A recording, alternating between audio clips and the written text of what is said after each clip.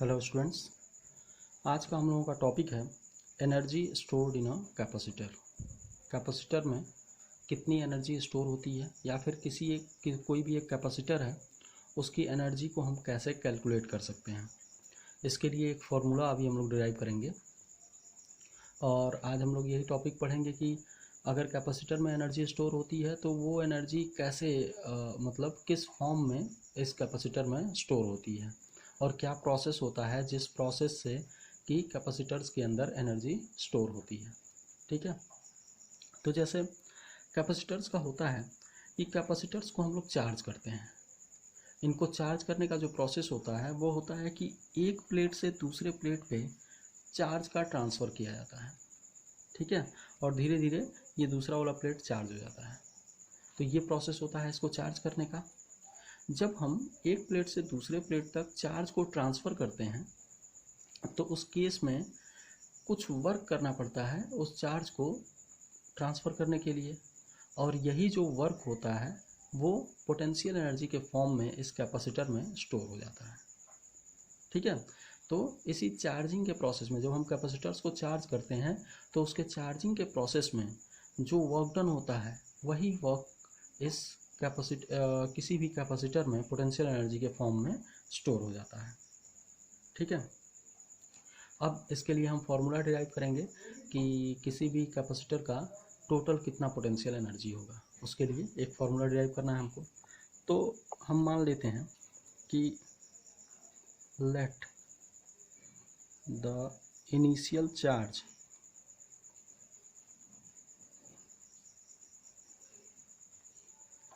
of the capacitor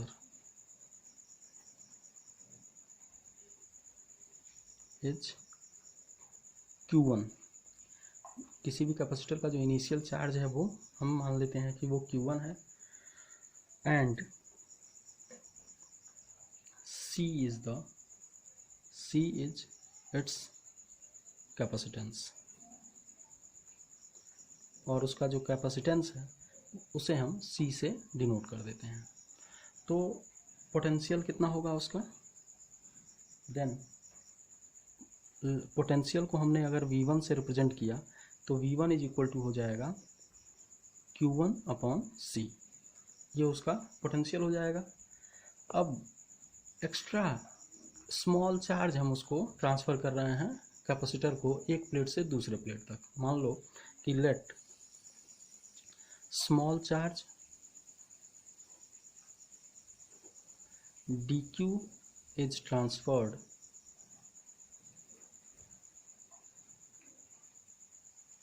ठीक है, अगर हम कोई स्मॉल चार्ज dq को ट्रांसफ़र कर रहे हैं, पहले हम क्या करेंगे, स्मॉल चार्ज को ट्रांसफ़र करने के लिए जो वर्क होगा उसे फाइंड कर लेंगे।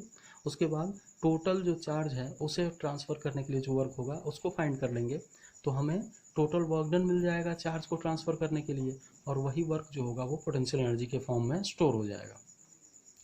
तो स्मॉल चार्ज dq को ट्रांसफ़र करने के लिए वर्क कितना होगा, वो स्मॉल वर्क होगा, उसे हम dw से रिप्रेजेंट कर सकते हैं स्मॉल वर्क को।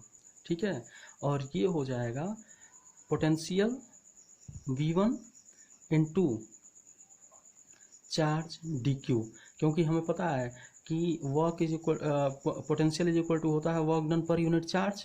ठीक है, जैसे V इक्वल्स होता है W/Q। ठीक, तो यहाँ से W इक्वल्स हो जाएगा V इंटू क्यू, तो वही यहाँ पे किया गया है। ठीक है, पोटेंशियल का यही फार्मूला है, इसी फार्मूले पे हमने इसे पुट कर दिया है। अब V1 की जगह पे हम Q1 अपॉन C पुट कर सकते हैं।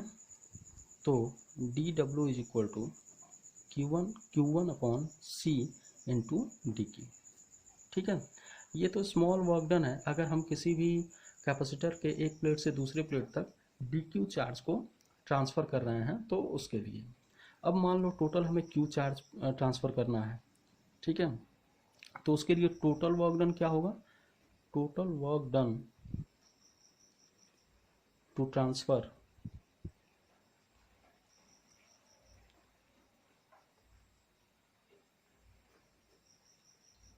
Q charge.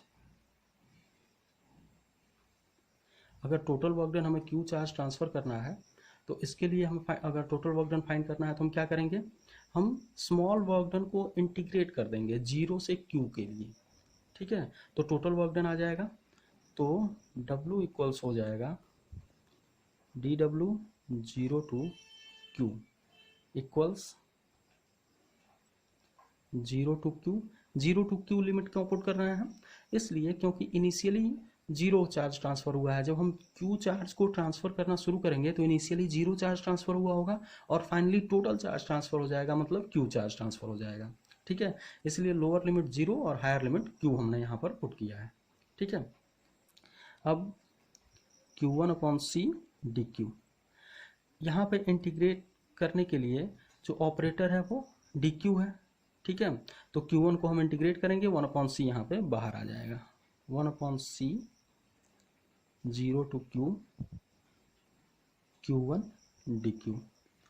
अब इंटीग्रेशन के फॉर्मूले पे जब हम इसको सॉल्व करेंगे तो जैसा हमें पता है जो फॉर्मूला होता है इंटीग्रेशन का, x⁴n dx, ये होता है x⁴n+1 अपॉन n+1, ये फॉर्मूला होता है इंटीग्रेशन का।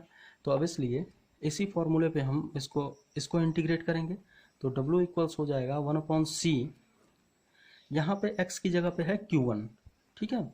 तो Q1 को इंटीग्रेट करेंगे हम, तो ये हो जाएगा Q1 टू द पावर, और Q1 का पावर है 1, तो 1+1 अपॉन 1+1, ठीक है। ये हो गया 1/C इंटू 1+1 मीन्स Q²/2, ठीक है। अब 2 को बाहर ले लिया जाए, तो W इक्वल्स हो जाएगा 1/2C, और ये limit 0 to Q limit put करना है इसमें हमें, 0 to Q, 1/2C Q² 0 to, ये सॉरी Q1 है ना, ये हाँ ये Q1 है, 0 to Q। अब हम ये लिमिट पुट करते हैं, तो higher limit minus lower limit, ठीक है। तो Q1 की जगह पे पहले Q पुट करेंगे और सब्ट्रैक्ट करेंगे Q1 की जगह पे 0 को पुट करके, तो ये हो जाएगा 1/2C Q² - 0 का स्क्वायर, ठीक है। तो फाइनली W इक्वल्स हो जाएगा 1/2C into Q² equals 1/2 Q²/C, ठीक है। अब हम चाहें तो Q² की जगह पे VC भी पुट कर सकते हैं, पोटेंशियल इनटू कैपेसिटेंस, तो ये होगा 1/2 V²C²/C, तो एक C से ये एक C कैंसिल हो जाएगा, तो हम W इक्वल्स लिख सकते हैं 1/2 CV², ठीक है। अब यही जो वर्क है ये पोटेंशियल एनर्जी के फॉर्म में स्टोर हो जाएगा, तो हम U इक्वल्स लिख सकते हैं, दो फॉर्मूला यहाँ से मिलता है, एक फॉर्मूला तो ये है कि 1/2 Q²/C, और एक फॉर्मूला है U = 1/2 CV², ठीक है। तो potential energy of a capacitor, इसके लिए हमें यहाँ पर दो फॉर्मूला मिल गया पोटेंशियल एनर्जी फाइंड करने के लिए किसी भी कैपेसिटर के।